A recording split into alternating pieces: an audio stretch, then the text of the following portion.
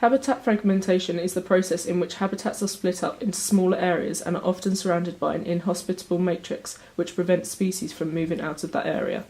For example, human activities such as fishing and fisheries produce debris that end up falling to the bottom of the seafloor and in some cases can create dead zones due to and depending on the type of debris and waste created by the fishery.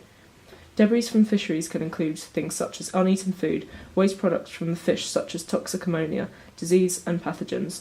Over time, these can collect in an area of seafloor, damaging or destroying any nutrients or flora that were once there, creating an area where no life exists, a dead zone and a fragmented habitat. This in turn can lead to local extinction, as the fragmented habitat can lead to the isolation of one or more groups of species, cutting them off from other species and environments. However, local extinction is dependent on density. Depending on this, a population size can draw into an extinction vortex, which is a series of pressures that magnify or increase as the population decreases.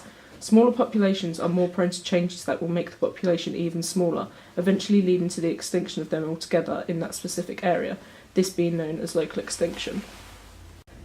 Overexploitation and/or the removal of a species can also fragmentate a habitat and cause local extinction. For example, in a marine environment, if a patch of seagrass was removed or damaged beyond a point of regrowth and is used by other species as a form of refuge or home, it makes these species who are dependent on it at a loss and constricted to a certain area due to the fragmentation of habitat.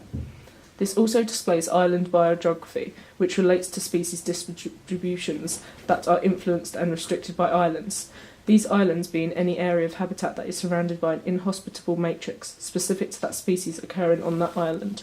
Local extinctions can also be increased through the types of islands and whether they are a source or sink. Sources supply to other islands and are independent, whereas sinks are consumers and rely on the sources. For example, mainland islands are a feeder site and a source. They are a single population feeder to all the other islands surrounding it, but can eventually become a sink due to being overused and lead to the isolation of certain species, creating local extinction. Patchy islands are a feeder that additionally supply to other islands, but not continuously, making it a source and a sink. And classic islands have each population feeding towards each other, having a direct balance, meaning if one is broken, all the others will break down too. Most terrestrial habitat fragmentation is due to agriculture and the urbanisation of areas, which in turn usually leads to the isolation of one or more species and local extinction.